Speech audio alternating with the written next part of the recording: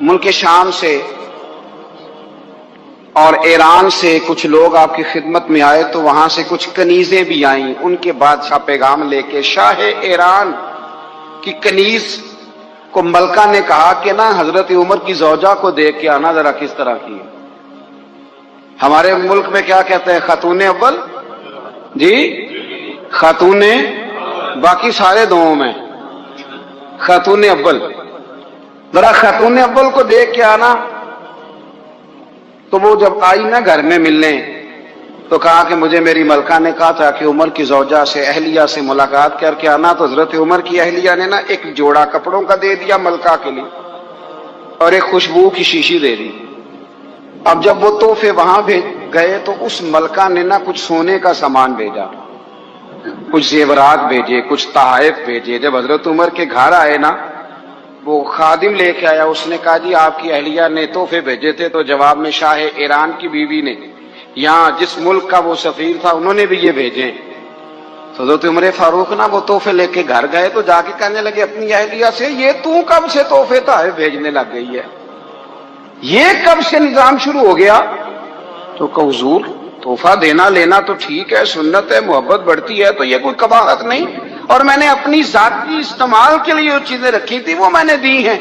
تو حضرت عمر فاروق رضی اللہ تعالیٰ عنہ فرمانے لگے ہم نے کسی ملک کے ساتھ اور اس کے بادشاہ کے ساتھ ذاتی تعلق نہیں بنانا، تعلق جو بھی بنے گا رسول اللہ کے دین کی برکت سے بنے گا، ذاتی رشتے نہیں ہم نے قائم کرنے۔ ذاتی آپ کے ملک کی جو ایئر لائن جس کا ہر سال خسارے کا ڈنڈورا پیٹا جاتا ہے نا، وہ ہمارے بادشاہ صاحب اور صدر صاحب اگر غیر ملکیوں کو گھوڑا کبھی بھیجنا ہو نا، گھوڑا، تو پورا ایک جہاز گھوڑا لے کے تحفے میں جاتا ہے، پورا جہاز غریب قوم کا یہ سرمایہ، اور قوم بڑی بادشاہ ہے، لائنوں میں لا کے ووٹ دیتی ہے۔ دو کام ہمیشہ لائن میں لا کے کرنے، ایک بل لائن میں لا کے جمع کرانا ہے اور ایک ووٹ لائن میں لا کے، تاکہ پھر پورے 5 سال لائن میں ہی لگے رہیں۔ مرضی سے آپ ووٹ دینا، پر جو بات درست ہے اس کو سنو۔ حضرت عمر فاروق رضی اللہ تعالی عنہ نے اپنی اہلیہ سے پوچھا کتنے کا تھا وہ تیرا جوڑا اور خوشبو کی شیشی؟ انہوں نے کہا 3 دینار کی۔ فرمایا یہ 3 دینار تیرے، اور باقی جو تحفے آئے ہیں وہ تو خود کہہ، چونکہ اس نے تیرے نام بھیجے ہیں، تو کہہ کہ میں مال غنیمت میں دیتی ہوں، تو کہہ میں مسلمانوں کو کہہ۔ تو زوجہ ہنس پڑی، کہنے لگی میں نہ بھی کہوں تو مجھے کہنا تو پڑے گا ہی، کہنا تو میں نے ہے ہی، کیونکہ سامنے عمر فاروق ہیں، لہذا فرمایا کہہ دیتی ہوں میں نے دیا خزانے کو۔ حضرت عمر نے جمع کرا لیا۔ میں یہ کیا بات ہوئی؟ میرے گھر والے جو مرضی کریں، ان کا معیار زندگی جس طرح کا مرضی ہو۔ اور حضرت عمر ایک جملہ کہا کرتے تھے، اللہ کرے کہ یہ باتیں اس دور حاضر میں ہماری سمجھ میں آئیں۔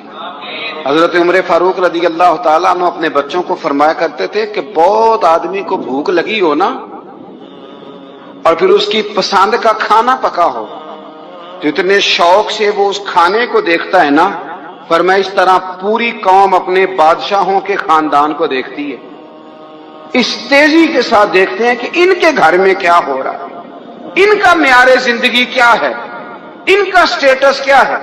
سیدنا فاروق اعظم رضی اللہ تعالی عنہ نے اپنے گھر کے اندر اپنے بچوں، آپ کے بچے دونوں کاروبار کے لیے مصر گئے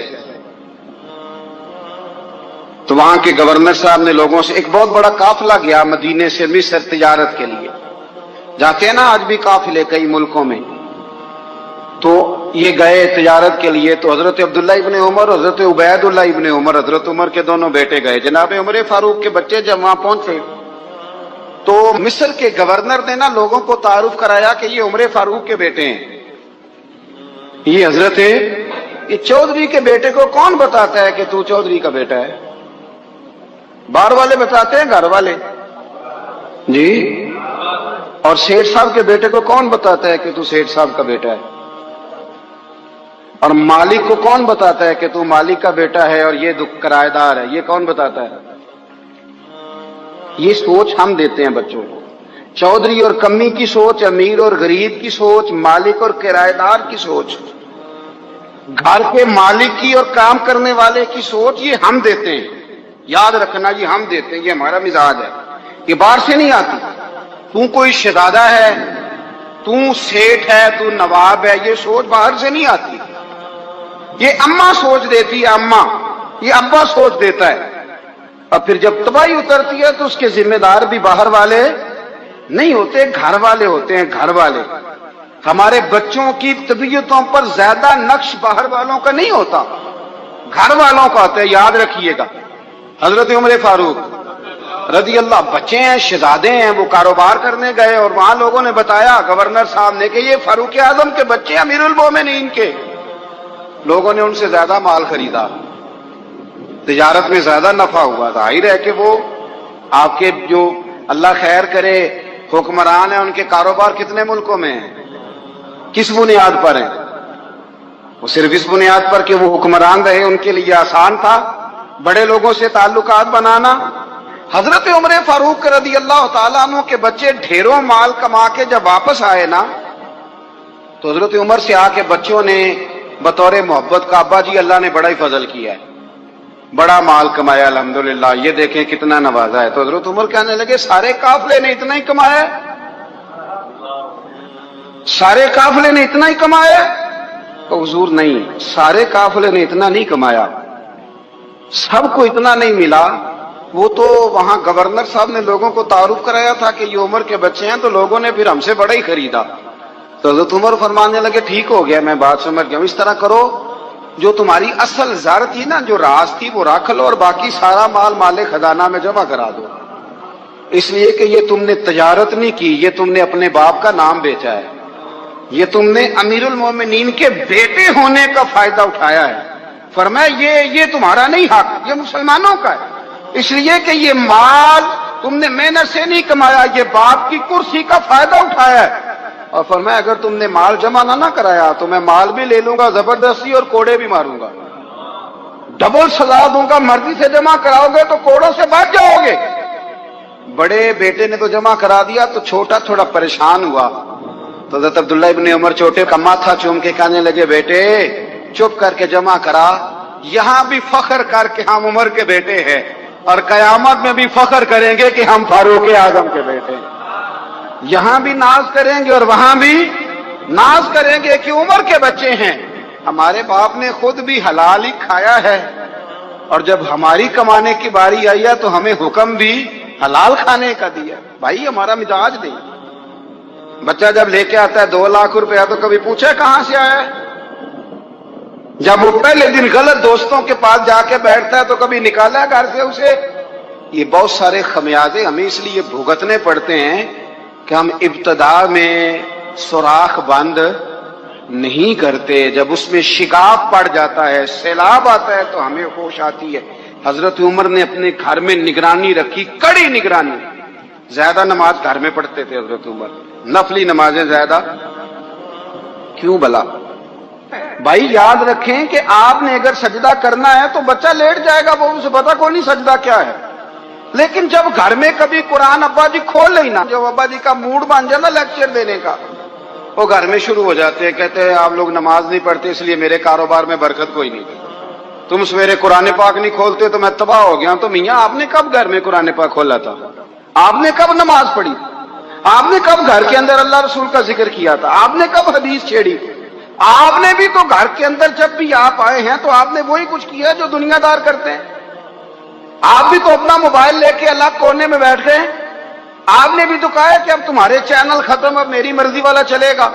تو جو آپ نے کیا ہے بچے بھی وہی کام کریں گے۔ آپ نے بھی گپ شپ لگائی ہے تو وہ بھی لگا رہے ہیں۔ یہ سمجھ لیں جو کام آپ کریں گے آپ اپنے بچوں کی سیرت میں اس کا جلوہ دیکھ لیں گے۔ بڑی پکی سی بات ہے کہ آپ کو بچے کی عادتیں دیکھ کے سمجھ آ جائے گی کہ میں بھی یہی کرتا تھا اور یہ بھی۔ حضرت عمر فاروق رضی اللہ تعالیٰ عنہ وصال فرما گئے، تو آپ کے وصال کے بعد حضرت عثمان غنی رضی اللہ تعالیٰ عنہ نے آپ کی ایک بیوہ سے نکاح کیا، حضرت عمر کی ایک بیوہ سے۔ جب وہ آپ کے نکاح میں آئی تو کہنے لگی حضرت عثمان غنی سے کہ حضور نہ تو میں خوبصورت ہوں اور نہ میں جوان ہوں، نہ آپ کی کوئی خدمت کر سکتی ہوں، میرے ساتھ نکاح کرنا سمجھ میں نہیں آیا، کیا شاندار جواب دیا حضرت عثمان غنی نے، کیا خوبصورت جواب دیا.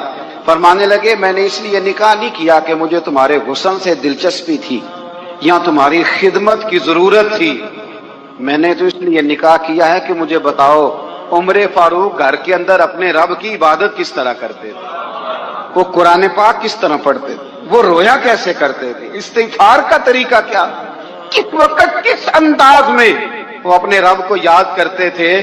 اس لیے کہ عمر کئی دفعہ گھر سے آتا تھا تو میں اس کے چہرے پر نور دیکھا کرتا تھا، میں روشنی دیکھتا تھا، ایک معیار دیکھتا تھا.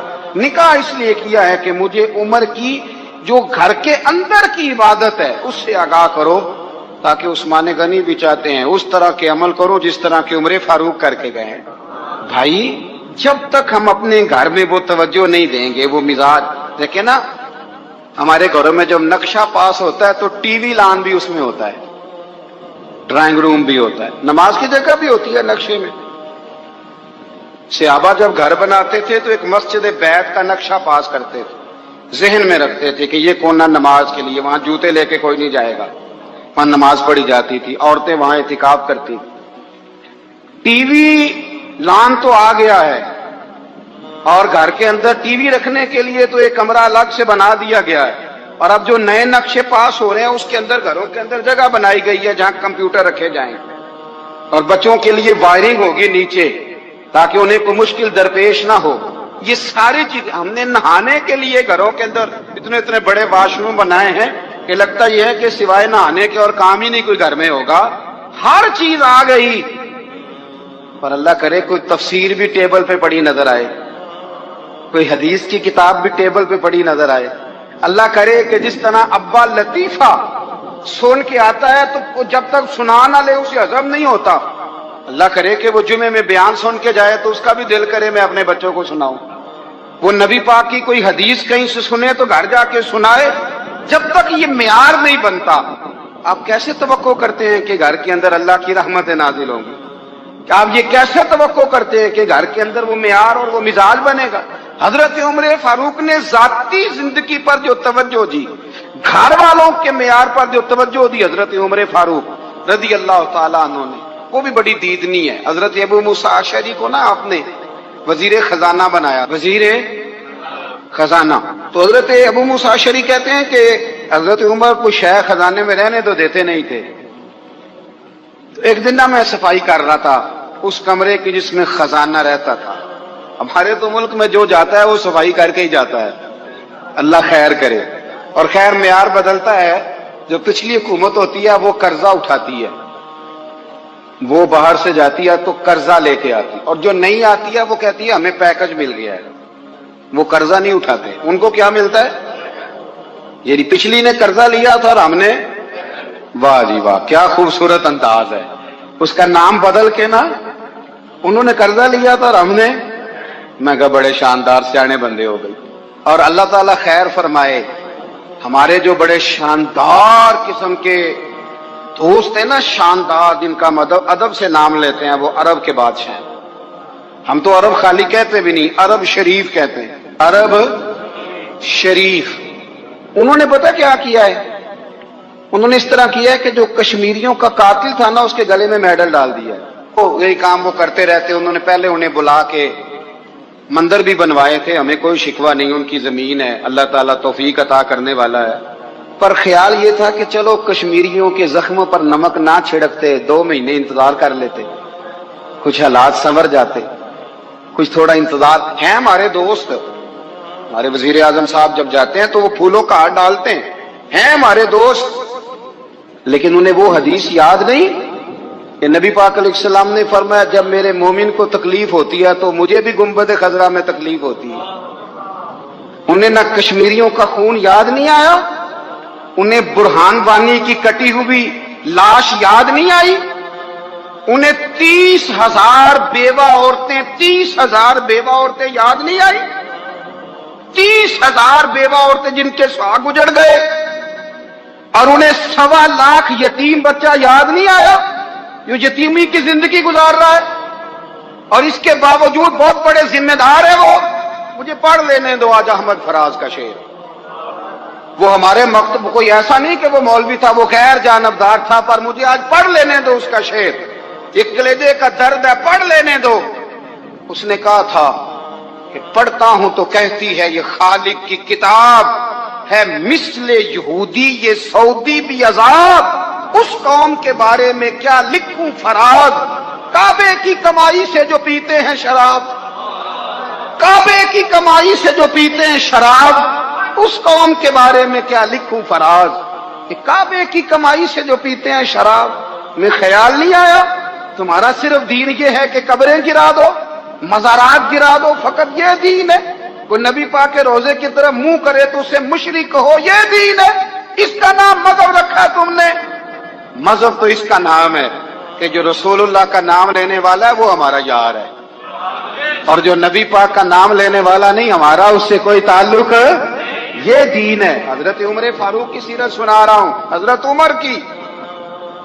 حضرت ابو موسیٰ اشعری نے ایک عیسائی کو منشی رکھا تھا، اکاؤنٹ آفیسر حضرت ابو موسیٰ اشعری نے۔ تو حضرت عمر فاروق بول پڑے، کہنے لگے تمہیں مسلمان کوئی نہیں ملا تھا؟ کلمہ گو نہیں تمہیں نظر آئے؟ کشمیریوں کی لاشیں نظر نہیں آتی؟ ان کا خون بہ رہا ہے، تباہی اتر رہی ہے، اور تم قاتل کو گولڈ میڈل پہنا رہے ہو۔ اور یاد رکھنا، جب مسلمانوں کی بچیاں روندی جاتی ہوں نا تو پھر اسلام امن کا درس نہیں دیتا، پھر اسلام جہاد کی بات کرتا ہے، پھر اسلام جہاد کی بات کرتا ہے، جہاد کی۔ وہ قومیں غیرت مند نہیں ہوتی کہ جن کے گھروں میں آگ لگی ہو اور وہ غیروں کو ہار پہناتی پھرے۔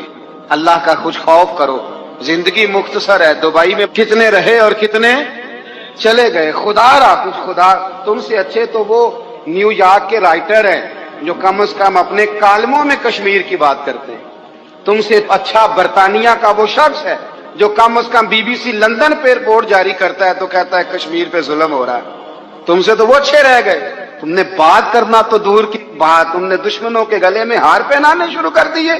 کل جب پوچھیں گے بلا کے تم کو اپنے سامنے، کیا جواب جرم دو گے تم خدا کے سامنے؟ بڑی تکلیف ہوئی، بڑی تکلیف ہوئی۔ وہ نا منصور حلاج کو پھانسی دی جا رہی تھی تو حضرت جنید بغدادی بھی آ کے دیکھنے لگے، تو منصور حلاج کہنے لگے بابا سارا زمانہ دیکھے پر تو نہ دیکھ، سارا زمانہ تماشا دیکھے انہیں تو پتا کوئی نہیں نا، تو نہ دیکھ۔ عرب شریف والو، ٹرمپ اسے انعام دیتا تو تکلیف کوئی نہیں تھی، ملکہ وکٹوریا اسے انعام دیتی تو تکلیف کوئی نہیں تھی، پر تم تو نہ ایسا کرتے، تم تو اپنے تھے، تم تو کلمہ گو تھے، تم تو یہ ظلم نہ کرتے، تم تو یہ حرکت نہ کرتے، میں کہتا ہوں ٹھہر ہی جاتے۔ جانا نہیں دنیا سے، اللہ کے حضور حاضر نہیں ہونا۔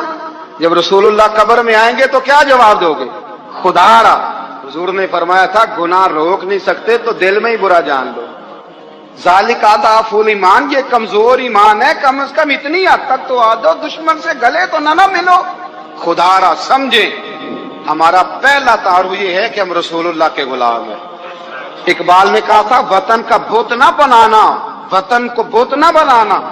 اقبال کہنے لگے ان تازہ خداؤں میں بڑا سب سے وطن ہے، جو پیرہن اس کا ہے وہ مذہب کا کفن ہے، اس لیے کہ بازو تیرا توحید کی قوت سے قوی ہے، اسلام تیرا دیس ہے، اسلام تیرا دیس ہے۔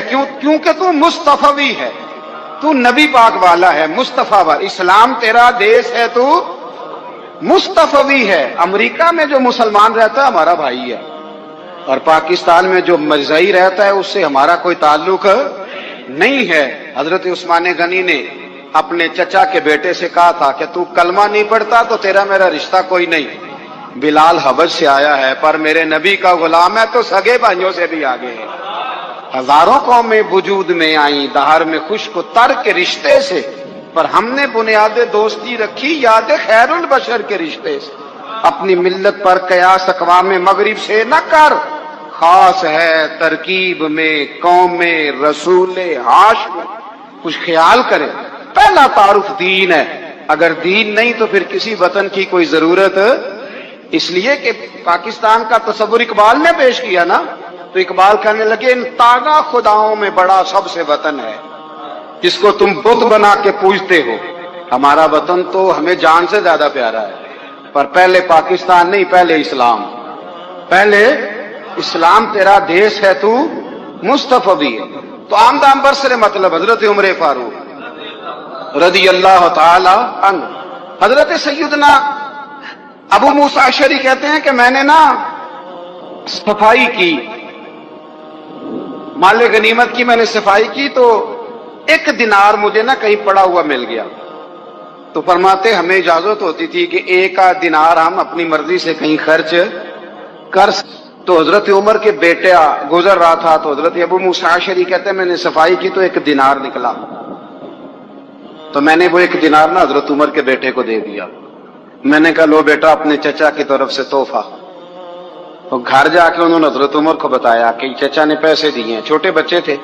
حضرت عمر نے حضرت ابو موسیٰ اشعری کو بلا لیا اور بلا کے فرمانے لگے میں تو تمہیں اپنا دوست جانتا تھا اور تو نے میری اولاد کو ہی دنیا دار بنانا شروع کر دیا، میرے بچوں کو ہی تم نے دنیا دار پیسوں پہ لگانا شروع کر دیا، میں تو تمہیں یار سمجھتا تھا۔ فرمایا تمہیں چاہیے تھا میرے بیٹے کو نصیحت کرتے کہ بیٹا پیسوں سے رب راضی نہیں ہوتا، اس کی رضا والے کام کیے جائیں تو رب راضی ہوتا ہے۔ اور فرمایا تمہیں کوئی اور گھر نہیں ملا تھا تباہ کرنے کے لیے، میرا ہی گھر ملا تھا، اٹھاؤ اپنا دینار اور خبردار آج کے بعد میرے بچوں کے ساتھ یہ والی نیکی نہ کرنا۔ اور ہمارا کیا سٹیٹس ہے، دوستی ہے یہ اس سے جو تحفے زیادہ دے، جو بچوں کو خراب کرنے میں مدد زیادہ کرے اس کے ساتھ گرانا۔ حضرت عمر نے گھر پہ اور سب سے بڑھ کر اپنی ذات پہ توجہ کی۔ حضرت ابو مالک رضی اللہ تعالیٰ عنہ کہتے ہیں میں عمر کے پیچھے پیچھے ایک باغ میں گیا، اکثر اس باغ میں جایا کرتے تھے، اور عمر جا کے نا تو درخت کے نیچے بیٹھ گئے اور فرمانے لگے او امیر المومنین اللہ سے ڈر جا، ورنہ جس رب نے حکومت دی ہے وہ عذاب بھی بڑا دے گا، ڈر جا رب سے۔ کبھی ساری زندگی حضرت عمر نے اپنا کوئی تعارف نہیں کرایا، کبھی نہیں۔ ایک بندے نے آپ کے سامنے تعریف کر دی آپ کی تو فرمانے لگے تو خود بھی ہلاک ہوا اور مجھے بھی ہلاک کر دیا، کیا ضرورت پڑی ہے میری تعریفیں کرنے کی، اتنی دیر میری تعریف میں لگائی، اللہ کا ذکر کرتا رب تجھے ثواب دیتا، حضور پہ درود پڑھتا تو رب تیرے اوپر رحمتیں نازل کرتا، کس چکر میں ہے؟ آج جتنا اچھی کوئی خوشامد کرے اتنی اچھی وزارت ملتی ہے، جتنی اچھی اس کو جو ہے وہ چاپلوسی کرنی آیا درجہ بھی اسے اتنا ہی اچھا ملتا ہے۔ حضرت عمر فاروق رضی اللہ تعالیٰ عنہ آپ کے بیٹے کہتے ہیں، صاحب فتوح الشام نے لکھا ہے، آپ کے صاحبزادے کہتے ہیں میں نکلا تو میرے ابا جی نا اپنی پشت پر مشکیزہ رکھ کے کنویں سے پانی بھر کے آ رہے، میں دوڑ کے آگے گیا، میں نے کہا ابا جی مجھے دے دے۔ فرمانے لگے بیٹا تیرا کیا خیال ہے، کوئی اور نہیں تھا مشکیزہ بھر کے لانے کے لیے، تیرا کیا خیال ہے؟ کہا ابا جی بڑے لوگ تھے پر آپ کیوں اٹھا رہے ہیں؟ فرمانے لگے نفس نا ذرا میرا بڑا ہو گیا تھا، اسے ذرا ذلیل کر رہا ہوں، ذرا اپنا محاسبہ کر رہا ہوں، یہ مجھے کہہ رہا تھا تو بڑی چیز ہے، تو میں نا ابھی مشکیزہ گھر رکھ کے آؤں گا، پھر تیری ماں نے مجھے کہا ہے کہ گھر میں لکڑیاں کوئی نہیں جلانے کے لیے، پھر میں جنگل سے لکڑیاں کاٹ کے لاؤں گا۔ اب میں امیر المومنین بن کے نا تو میرا نفس تھوڑا بڑا ہو گیا۔ اب یقین کریں ہمارا ہاضمہ خراب ہو جاتا ہے جب تک ہمارا تعارف صحیح نہ ہو، ہمارا تعارف ٹھیک نہ ہو، میں یہ ہوتا ہوں میں وہ ہوتا ہوں، چھوڑ مٹی دیں تے مٹی رہنا ہی، مٹی دیں تے مٹی دیں تے مٹی رہنا ہی، ایوی کادی بلے بلے اج مٹی دے اتے بندیا تے کل مٹی دے تھلے، مٹی دیں تے مٹی رہنا ہی کادی بلے، مجھے پوچھ لو مجھے جان لو میرا نام لے لو، میں بھی آیا ہوں، میں بھی ہوتا ہوں، میرا بھی یہ تذکرہ ہے، میں بدکار پرانا خادم کسے در ملی نہ ٹوئی، اے تے واصف یار نے نظر جو کی تھی تے واصف واصف ہی ہوئی۔ یہ تو بڑی بات کی بات ہے، تو بات کی بات ہے صاحب، ورنہ من نانم کے من نانم، جو ہم ہیں اس کا ہمیں پتا تو ہے نا بھائی، کبھی بھی یہ جو ذات کا چکر ہے نا میں بھی ہوں مجھے بھی، او بھائی یاد رکھو میں کون ہوں، یہ جو نام نمود اور یہ خواہشیں اور یہ جو وقار، یہ تو کمزور لوگوں کا طریقہ ہے، جس کو اپنا تعارف کرانا پڑ گیا اس سے بھی زیادہ کمزور کوئی ہے، فوٹو میں دکھاتا پھرتا ہے فلانے کے ساتھ فوٹو فلانے، تو کمزور بندے یہ کام کرتا۔ حضرت عمر فاروق اللہ اکبر، حضرت عمر جیسا بندہ 24 لاکھ مربع میل کا حکمران، اور شاہ روم کو خط لکھ کے کہتا ہے میں منت نہیں کرتا میں حکم دیتا ہوں، نہ تگڑا بندہ जंगे कादसिया के लिए हजरत साद बिन नबी वकास को भेजा, फतुह शाम पढ़ के देखें। हजरत उमर बड़े परेशान हैं, इतने दिन हो गए कोई रिपोर्ट ही नहीं आई। अब तो मोबाइल है ना, तो एक एक मिनट की रिपोर्ट लें आप, बल्कि आप एक मिनट की फोटो लें आप, रिपोर्ट तो दूर रह गई। हजरत उमर फारूक रजी अल्लाह तआला अन्हु बड़े परेशान है कि कादसिया में हजरत साद बिन नबी वकास के साथ लोग जिहाद करने गए, रिपोर्ट कोई नहीं आ रही। इतने परेशान थे कि बाहर निकल के ना उस रास्ते में बैठ जाते जो रास्ता कादसिया की तरफ से आता था। उस जो भी आता जाता पूछते जंग के क्या हालात हैं। उधर जब अल्लाह ने फतह दे दी ना, तो हजरत साद बिन नबी वकास रजी अल्लाह तआला अन्हु ने ना एक कासिद को खत दे के भेजा, कहने लगे उमर के पास जाओ, उन्हें इत्तला दो कि अल्हम्दुलिल्लाह अल्लाह ने इस्लाम को फतह अता कर दी। ये हजरत उमर को जाके देना, वो बड़े परेशान होंगे। वो जो उस जमाने में इस तरह होता था कि कई दूर दूर से सहाबा जो दूसरे शहरों के मुल्कों के रहने वाले होते थे, वो भी आके शामिल हो जाते थे जिहाद में। कोई एक दफा मदीने आया, कोई 2 दफा आया, फिर अपने अपने इलाकों में। बहुत सारे लोगों ने ज्यादा दफा हजरत उमर को देखा भी नहीं था। वो जो कासिद खत लेके आया था ना, उसने एक आध दफा देखा था, हजरत उमर बूढ़े हो गए, वो पहचानता नहीं था। मेरी बात की समझ आ रही है आप हजरात? उधर से वो खत लेके आ गया। हजरत उमर मदीने से बाहर निकल के उस रोड पे बैठे थे जो कादसिया से आता था। जब उस आदमी को आते देखा तो हजरत उमर उठ के खड़े हो गए, फरमाने लगे कादसिया से आ रहे हो? वो क्या कहता है, फटे पुराने कपड़े, टूटे हुए जूते, सर पे पुरानी पगड़ी। कहने लगे गुलाम मदीने के रहने वाले हो? हजरत उमर कहने लगे हाँ मदीने का हूं। कहा मैं कादसिया से आया हूं, अल्हम्दुलिल्लाह अल्लाह ने इस्लाम को फतह दे दी है, अल्हम्दुलिल्लाह कुफर की कमर टूट गई है। उसने ये बात करके तो घोड़े को एड़ी लगाई, घोड़ा दौड़ने लगा मदीने के। हजरत उमर भी साथ साथ दौड़ रहे हैं। फरमाने लगे अच्छा बताओ खालिद बिन वलीद का क्या हाल है? थोड़ा आगे जाके फरमाने लगे उसामा बिन जैद कैसे है? वो कहते ठीक है। फिर उसने और घोड़ा, उमर साथ साथ दौड़ रहे हैं, साथ साथ 24 लाख मुरब्बा मील का हुक्मरान, एक जूता पैर से निकल गया, उमर दौड़ रहे हैं। आगे जाके पूछते हैं साद बिन नबी वकास का क्या हाल है? तो हुजूर वो भी ठीक है। कितने लोग मेरे शहीद हो गए मुसलमानों में से? कहने लगा सही गिनती का नहीं पता, ये लफ्ज अदा होते होते मदीने की सरहद आ गई। लोगों ने उमर को घोड़े के साथ दौड़ते देखा तो कहा अमीरुल मोमिनीन क्यों दौड़ रहे हैं? वो गुलाम छलांग लगा के नीचे आया, कदमों में बैठ गया। कहने लगा हुजूर आपने बताया ही नहीं आप अमीरुल मोमिनीन है। आप फरमाने लगे क्या बताता, मैं तो ऊंट चलाने वाले का पुत्र हूं, क्या बताता? वो उमर हूं जिसने अपने गुनाहों का हिसाब देना है, क्या बताता? जो साद बिन नबी वकास को जिहाद पे भेज के खुद बुज़दिलों की तरह घर में बैठा है, क्या बताता? कोई हैसियत नहीं, कोई ताब। तूने अच्छा किया, तू तो मुजाहिद था, मुझे साथ साथ दौड़ाया, तूने अच्छा किया। जितने लोग थे चीखे मार के रोने लगे। हजरत फारूक आजम से कहने लगे उमर जब तक तेरे जलवे रहेंगे अल्लाह कामयाबियां ही अता फरमाएगा, जब तक तेरा रंग रहेगा अल्लाह ताला नवाजता ही रहेगा। कुछ नहीं, कभी अपना आप जाहिर ही नहीं किया। बहुत बड़े थे, बहुत बड़े थे हजरत उमर, बड़े थे, लेकिन सारी जिंदगी अपने मुहाज। हजरत अबू राफे गुलाम थे, कुरान पाक बड़ा सोना पढ़ते थे। हजरत उमर जब भी उन्हें मिलते कहते अबू राफे तो उमर से अच्छा है, कुरान बड़ा शानदार पढ़ता है। तो वो कहते हुजूर अगर मैं कुरान सही पढ़ता हूं तो आपको कुरान की तशरीह ज्यादा सही आती है, आप भी तो मुझसे अफजल हैं। तो आप फरमाते नहीं फिर भी तो मुझसे अफजल है। क्यों? इसलिए कि तू अपने गुलाम अपने आका की नौकरी भी ठीक करता है और रब की इबादत भी ठीक करता है, और मुझे खालिस सिर्फ इबादत करनी होती है वो भी ठीक नहीं कर पाता। सारी जिंदगी अपना मुहासबा, सारी जिंदगी अपने गिरेबान में देखा, सारी जिंदगी अपने आप को परखा, अपने आप को टटोला। 62 साल उम्र बीत गई। हजरत हुज़ैफा बिन यमान एक सहाबी थे, मेरे नबी करीम अलैहिस्सलाम ना उनसे राज की बातें करते थे। हर बंदे का आजमा ठीक नहीं होता, सबसे राज की बात नहीं करनी चाहिए। हजरत हुज़ैफा बिन यमान कहते हैं हुजूर राज की बातें बताते। मदीना मुनव्वरा में जो मुनाफिकीन थे उनकी लिस्ट भी नबी पाक ने हजरत हुज़ैफा बिन यमान को दी थी। जब कोई मशकूक आदमी मर जाता ना तो सहाबा कहते हम देखते अगर हजरत हुज़ैफा ने जनाजा पढ़ा है तो हम भी जनाजा पढ़ लेते। نبی پاک نے بھی کچھ جنازے نہیں پڑھے، ترمذی میں ہے، فرمایا عثمان سے جو بغض رکھے اس کا جنازہ نہیں پڑھیں گے۔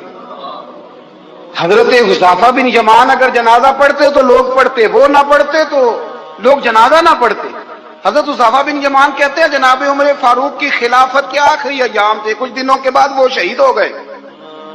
فرماتے آدھی رات کا وقت تھا، میں گھر میں سویا تھا بڑا بے فکر، اچانک میرے دروازے پہ دستک ہوئی، میں گھبرا کے اٹھا، اتنی رات کو کون آیا؟ کہتے ہیں قربان جاؤں، دروازے پہ گیا تو امیر المومنین فاروق اعظم دروازے پہ۔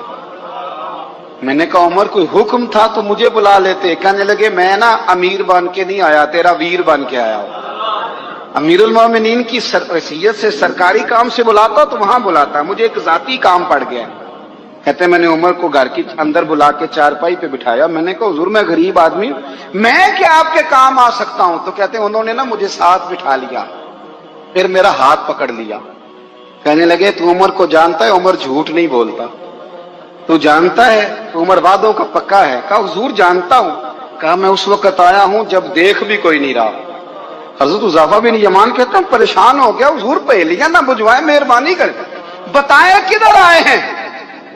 حضرت عمر فاروق فرمانے لگے 62 سال کا ہو گیا ہوں، 63 میں چل رہا ہے، داڑھی سفید ہو گئی ہے، ال پک گیا، اٹھ فریدا ستیا، داڑھی آ گئی پور، اگا نیڑے آ گئی، پیچھا رہ گیا دور، اب قبر اشر کا معاملہ صاف نظر آنے لگا ہے۔ کہا حضور مجھ سے کیا چاہتے ہیں؟ حضرت عمر رو پڑے، کہنے لگے آج میں عشاء کے بعد نکلا ہوں تو نبی پاک کے صحابہ مجھے نیک کہہ رہے تھے، پھر میں نے بچوں کی ماں سے اور بچوں سے بھی پوچھا ہے، وہ بھی مجھ سے راضی ہیں، پر حذیفہ تیرے ساتھ نبی پاک راز کی باتیں کرتے تھے، سچ بتا کہیں عمر کا نام منافقوں میں شامل تو نہیں؟ سچ بتا ان منافقین میں تو شامل نہیں، کہیں اوپر سے تو نہیں سارا کچھ؟ حضرت حذیفہ بن یمان کہتے ہیں میں باپ کے مرنے پہ اتنا نہیں رویا جتنا عمر کے سوال پہ رویا۔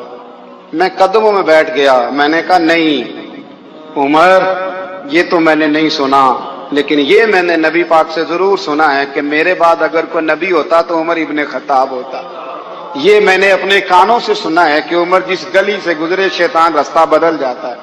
یہ میں نے اپنے کانوں سے سنا ہے کہ 950 سال حضرت جبریل جناب عمر کی شان بیان کریں تو پھر بھی بیان نہیں ہو سکتا، یہ میں نے ضرور سنا۔ دوستو ساری زندگی حضرت عمر نے اگر دوسروں کا محاسبہ کیا تو اپنا اور اپنے بچوں کا بھی کڑا خیال رکھا، اپنی ذات پر بڑی توجہ دی۔ جو لوگ اپنا بھول جاتے ہیں نا، ہمیں اپنی صحت کا بڑا خیال ہے لیکن اپنی روحانی زندگی کا کوئی خیال نہیں ہے، قلبی زندگی کا کوئی تصور نہیں ہے۔ آپ یقین کریں موٹا آدمی کمزور ہونے کے لیے جدوجہد کر رہا ہے، کمزور طاقتور ہونے کے لیے، لیکن جس کو کتنے دن بیت گئے اللہ رسول کی یاد میں رویا ہی نہیں، کتنے دن بیت گئے نہ سننے کو دل ہی نہیں چاہا، جسے مہینوں بیت گئے اور قرآن پاک کی طرف نظر ہی نہیں گئی، وہ فکر مند ہی نہیں۔ زندگی زندہ دلی کا نام ہے، مردہ دل کیا خاک جیا کرتے ہیں؟ بھائی حضرت عمر کی زندگی دور حاضر میں ہمیں یہ سبق دیتی ہے کہ کڑی نگرانی رکھو اپنے پودوں کی، کڑا خیال رکھو اپنے ذاتی باغ کا، اور یہ جو تمہارے دل کی دنیا ہے یہ تمہاری روح کی زندگی ہے، اس کا محاسبہ کرتے رہو۔ نبی کریم علیہ السلام نے فرمایا اپنا حساب خود کر لو قبل اس کے کہ تمہارا حساب کیا جائے۔ اپنا حساب بولیے، اپنا حساب۔ ہم ساری دنیا کا حساب کرتے پھرتے ہیں، کوئی کہاں سے کماتا ہے کہاں کھاتا ہے، پر اپنا حساب حضور نے فرمایا حساب کر لو قبل اس سے کہ تمہارا حساب۔ مولا علی فرماتے ہیں نماز پڑھ لو قبل اس کے کہ تمہاری نماز پڑھی جائے، نماز پڑھ لو قبل اس کے کہ تمہاری۔ اپنا محاسبہ کریں، تھوڑا سا نا اوپر دائیں بائیں دیکھنے کی بجائے تھوڑی سی گردن جھکا کے نا، درویش کہتے ہیں برے بندے نو میں لبن ٹوریا تے جگ تے ملیا نہ کوئی، اپنے اندر چاتی پائی تے میں تھوں برا نہ کوئی۔ تھوڑی سی اپنی طرف توجہ دیں، ہم نا بے چین وقت گزار رہے ہیں، بے قرار ہیں، بے سکون ہیں۔ سعد بن ابی وقاص رضی اللہ تعالیٰ۔ آپ فرماتے ہیں جب میں قادسیہ کی جنگ لڑ رہا تھا تو ایک ریاست ایسی بھی آئی جس کے بادشاہ کا تاج بڑا مشہور تھا کہ بڑے قیمتی ہیرے ہیں اس کے تاج میں، معروف تھی وہ بات۔ تو میں نے مسلمان فوجیوں کو نصیحت کی کہ جب لڑائی کرو نا تو بادشاہ کا تاج جب ملے تو قبضے میں لے لینا، مال غنیمت میں شامل ہو جائے گا تو مسلمانوں کو فائدہ ہوگا، غریبوں کی مدد ہوگی، اسلامی فلاحی ریاست کے اندر بڑا فائدہ دے گا۔ فرماتے ہیں جہاد ہو رہا تھا تو علاقہ ریتلا تھا، غبار زیادہ تھی، ریت زیادہ تھی۔ آپ فرماتے لڑتے لڑتے شام ہو گئی، شام کے وقت بادشاہ قتل ہوا، بادشاہ کا سر تو ملا پر اس کا تاج کوئی نہ ملا۔ اب صحابہ ڈھونڈنے لگے، ریت ٹٹولنے لگے، تھوڑی سی جدوجہد کی تو حضرت سعد بن ابی وقاص کہنے لگے یار رات ہو گئی ہے، چھوڑو، نہیں ملتا تو رہنے دو، سو جاؤ اپنے اپنے خیموں میں جا کے، اللہ نے فتح دے دی ہے، یہی ہمارے لیے بہت کافی ہے، چھوڑو، شہادت ہے مطلوب مقصود مومن، نہ مال غنیمت نہ کشور کشائی۔ وہ تو کہا تھا چلو مل جائے تو ٹھیک ہے، نہیں ملتا تو رہنے دو، چھوڑ دیا۔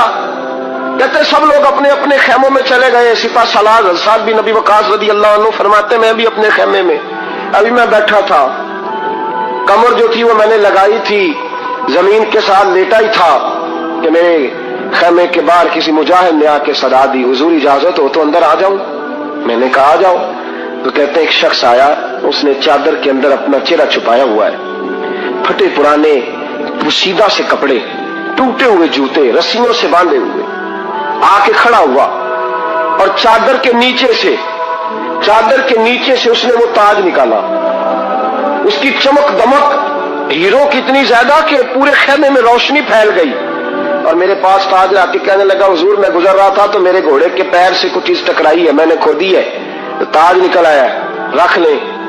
اور فرماتے رات کے اندھیرے میں اکیلے اسے ملا، دیکھنے والا بھی کوئی نہیں تھا، اور بندے کی حیثیت بتاتی ہے کہ غریب ہے۔ پھر بھی میں نے پوچھا، میں نے کہا تم تو مجھے بڑے غریب آدمی لگتے ہو، تمہیں تو بڑی ضرورت تھی، کیا امیر ہو، کیا تمہارے حالات کس طرح کے؟ تو کہتے مجھے کہنے لگا حضور 12 بچوں کا باپ ہوں، اور جب جہاد کے لیے آیا تھا تو گھر میں صبح کا کھانا تھا، دوپہر کا کوئی نہیں تھا، حکم ہوا جہاد کی فرض ہونے کا تو نکل آیا ہوں، کچھ سرکہ کچھ تھوڑا سا سامان ان کے لیے چھوڑ کے آیا ہوں، اللہ کریم ان کی مدد کرے گا۔ تو فرماتے میں رشک آیا، اسے رشک، تو میں نے کہا جناب یہ تم نے رکھا کیوں نہیں؟ کہنے لگے وہ میری طرف دیکھ کے کہنے لگے حضور کیوں رکھوں، مجھے اس کی کیا ضرورت ہے، مجھے میرا رب کھلانے والا ہے، میرا رب دینے والا ہے، مجھے ضرورت ہی نہیں، میں کیوں رکھوں؟ دامان توکل کی یہ خوبی ہے کہ اس پر پیوند لگے ہوتے ہیں، دھبے نہیں ہوتے۔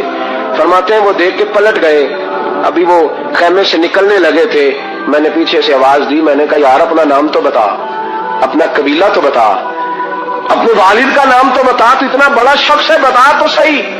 تو فرماتے انہوں نے رخ نہیں پھیرا، پلٹ کے میری طرف نہیں دیکھا، چہرہ باہر کی جانب، اور کھڑے کھڑے کہنے لگے حضرت سعد بن ابی وقاص سے حضور میں نے یہ کام آپ کے لیے نہیں کیا، یہ کام میں نے لوگوں کو اپنے باپ کا اور قبیلے کا نام معروف کرانے کے لیے نہیں کیا، میں نے یہ کام رب اور اس کے رسول کے لیے کیا ہے، اور جس رب رسول کے لیے کیا ہے وہ میرا نام بھی جانتے ہیں، میرے باپ کا نام بھی جانتے ہیں، میرا قبیلہ بھی جانتے ہیں۔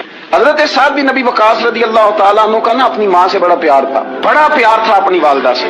تو حضرت سعد بن ابی وقاص کلمہ پڑھ گئے، اماں جی نے بھوک ہڑتال کر دی، مجھے پتا تھا کہ میرا پتر مجھ سے پیار بڑا کرتا ہے، میں نے بالآخر منوا لینا۔ تھوڑی سی آبادی تھی، ایک گھر کے اندر جو مسئلہ چھڑتا تھا نا اس کا سارے شہر کو پتا چل جاتا تھا۔ اب کونوں میں گلیوں میں اب باتیں بھی ہونے لگی کہ اس سعد کی ماں ہڑتال پہ بیٹھی ہوئی ہے، بڑا مسئلہ ہے، اب پریشر بڑھنے لگا۔ حضرت سعد بن ابی وقاص فرماتے ہیں کہ وہ جو میرے قریبی لوگ تھے نا صحابہ، وہ بھی مجھے کہنے لگے یار کوئی رستہ نکال، ہر چوک میں تیری بات ہوتی ہے۔ کہتے ہیں میں گھر جاتا تو گھر والے بہن بھائی بچے باپ سارے کہتے یار تیری ماں مر جائے گی، بہت بڑا ایشو ہے۔ ہم یہ کہہ دیتے ہیں کہ انہوں نے قربانیاں بڑی دی، لیکن آپ ذرا بات کو سمجھے نا کہ اماں بھوک ہڑتال پہ بیٹھ جائے، ایک انسان کہاں کھڑا ہو جائے گا؟ بدنامی الگ ہے، بحث الگ ہے، سیانا بندہ مالدار وزادار قبیلے والا۔ حضرت سعد بن ابی وقاص کی ماں نے 3 دن تک روٹی نہیں کھائی، پانی نہیں پیا، بے ہوش ہو گئی۔ اب جب بے ہوش ہوئی تو شور پڑا، سارا محلہ جمع ہو گیا، اب سارے لوگ کھڑے، اور بچہ وہ ہے جو ماں کی بڑی ماننے والا ہے۔ اماں کے اوپر لوگوں نے پانی شانی ڈالا، ہوش آئی تو حضرت سعد بن ابی وقاص قریب آئے، کہنے لگے اماں ایک بات کرنی ہے۔ اماں بھی بڑی مشکل سے اٹھ کے بیٹھ گئی کہ پتر ماننے لگا میرا۔ لوگ بھی کھڑے ہو گئے، مسکراہٹ بھی ہونے لگی کہ لو نہ کوئی بات ہونے لگی، اور ماں کہتی ہے کلمہ چھوڑ دے پھر مانوں گی۔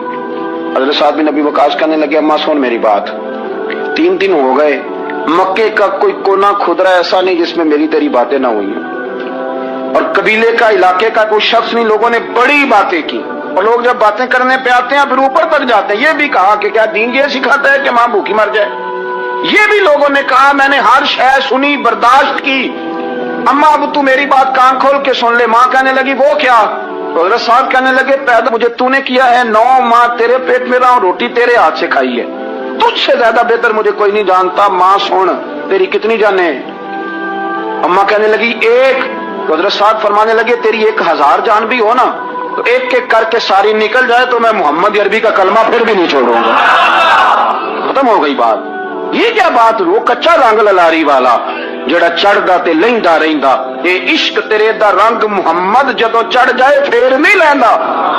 یہ کیا بات؟ اما تیری 1000 جان بھی ہو، روٹی کھانی ہے تو کھا، نہیں کھانی تو نہ کھا۔ یہ لفظ کہتے حضرت صاحب بن ابی وقاص رو پڑے، آنسو آ گئے، لفظ کہہ کے باہر نکلے، مجمع چھٹ گیا، جس نے جو مطلب لینا تھا لیا، جس نے جو کہنا تھا اس نے کہا۔ حضرت صاحب چلے گئے، شام کو گھر آئے تو اماں روٹی کھا رہی تھی، تو حضرت صاحب فرماتے ہیں کہ محلے کی بیویاں کہنے لگی روٹی کیوں کھا رہی ہو؟ تو ماں رو پڑی، کہنے لگی پتر میرا ہے، میں نے پیدا کیا ہے، میرے پتر نے کبھی ضد نہیں کی، اس کے دل میں کچھ ہے اتر گئی ہے، کوئی ہے، کوئی کچا پکا جذبہ ہوتا تو میں تو 2 آنسو بہاتی تھی تو میرا پتر لوٹ آتا تھا، پر کسی رستے کا مسافر بن گیا، اب کہیں پہنچ گیا ہے اور میں اس کا درد سمجھ گئی ہوں، جہاں گیا ہے اب وہاں سے یہ لوٹ سکتا۔ آپ سمجھے اتنا تگڑا ایمان جن لوگوں کا، ان کے بارے میں لوگ ڈسکس کریں گے۔ ان کو نا قرآن پاک نے بطور نمونہ بیان کیا ہے، اللہ فرماتا ہے ایمان اس طرح کا جس طرح میرے نبی کے صحابہ کا۔ یہ منافقوں کی بات ہو رہی ہے پہلے سے بارے میں، وَإِذَا قِيلَ لَهُمْ آمِنُوا كَمَا آمَنَ النَّاسُ، جب ان سے کہا جائے کہ ایمان اس طرح لاؤ جس طرح میرے نبی کے صحابہ لائے، قَالُوا وَنُؤْمِنُ كَمَا آمَنَ السُّفَهَاءُ، تو وہ کہتے ہیں اس طرح ایمان لائیں جیسے بیوقوف لائیں، یہ تو بیوقوف ہے، ہر شاید نبی پاک پہ قربان کر رہے ہیں۔ تو اللہ فرماتے ہیں الا انہم هم السفہاء، خبردار ہو جاؤ میرے نبی پاک کے غلاموں کو بیوقوف کہنے والو تم بیوقوف ہو۔ اللہ کہتا ہے تم پاگل ہو، بیوقوف ہو، اللہ انہیں پاگل کہتا ہے، اللہ پاگل کہتا ہے انہیں جو نبی پاک کے صحابہ کو پاگل کہتا ہے۔ اور حضرت عمر جیسا بندہ 24 لاکھ مربع میل کا حکمران اور شاہ روم کو خط لکھ کے کہتا ہے میں منت نہیں کرتا میں حکم دیتا ہوں، نہ تگڑا بندہ۔ جنگ قادسیہ کے لیے حضرت سعد بن ابی وقاص کو بھیجا، فتوح الشام پڑھ کے دیکھیں، حضرت عمر بڑے پریشان ہیں، اتنے دن ہو گئے کوئی رپورٹ ہی نہیں آئی، اب تو موبائل ہے نا، 1 منٹ کی رپورٹ لیں آپ، بلکہ آپ 1 منٹ کی فوٹو لیں، آپ رپورٹ تو دور رہ گئی۔ حضرت عمر فاروق رضی اللہ تعالیٰ عنہ بڑے پریشان ہیں کہ قادسیہ میں حضرت سعد بن ابی وقاص کے ساتھ لوگ جہاد کرنے گئے، رپورٹ کوئی نہیں آ گئی، اتنے پریشان تھے کہ باہر نکل کے نا اس رستے پہ بیٹھ جاتے جو رستہ قادسیہ کی طرف سے آتا تھا، جو بھی آتا جاتا پوچھتے جنگ کے کیا حالات ہیں۔ ادھر جب اللہ نے فتح دے دی نا تو حضرت سعد بن ابی وقاص رضی اللہ تعالیٰ عنہ نے ایک قاصد کو خط دے کے بھیجا، کہنے لگے عمر کے پاس جاؤ، انہیں اطلاع دو کہ الحمدللہ اللہ نے اسلام کو فتح عطا کر دی۔ یہ حضرت عمر کو جا کے دینا، وہ بڑے پریشان ہوں گے۔ وہ جو اس زمانے میں اس طرح ہوتا تھا کہ کئی دور دور سے صحابہ جو دوسرے شہروں کے ملکوں کے رہنے والے ہوتے تھے وہ بھی آ کے شامل ہو جاتے تھے جہاد میں، کوئی 1 دفعہ مدینے آیا، کوئی 2 دفعہ آیا، پھر اپنے اپنے علاقوں میں۔ بہت سارے لوگوں نے زیادہ دفعہ حضرت عمر کو دیکھا بھی نہیں تھا۔ وہ جو قاصد خط لے کے آیا تھا نا، اس نے 1 آدھ دفعہ دیکھا تھا، حضرت عمر بوڑھے ہو گئے، وہ پہچانتا نہیں تھا۔ ادھر سے وہ خط لے کے آ گیا، حضرت عمر مدینے سے باہر نکل کے اس روڈ پہ بیٹھے تھے جو قادسیہ پہ آتا تھا، جب اس آدمی کو آتے دیکھا تو حضرت عمر اٹھ کے کھڑے ہو گئے، فرمانے لگے قادسیہ سے آ رہے ہو؟ وہ کیا کہتا ہے؟ پٹے پرانے کپڑے، ٹوٹے ہوئے جوتے، سر پہ پرانی پگڑی، کہنے لگے غلام مدینے کے رہنے والے ہو؟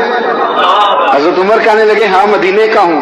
کہا میں قادسیہ سے آیا ہوں، الحمدللہ اللہ نے اسلام کو فتح دے دی ہے، الحمدللہ کفر کی کمر ٹوٹ گئی ہے۔ اس نے یہ بات کر کے تو گھوڑے کو ایڑی لگائی، گھوڑا دوڑنے لگا مدینے کے، حضرت عمر بھی ساتھ ساتھ دوڑ رہے ہیں۔ فرمانے لگے اچھا بتاؤ خالد بن ولید کا کیا حال ہے؟ تھوڑا آگے جا کے فرمانے لگے اسامہ بن زید کیسے؟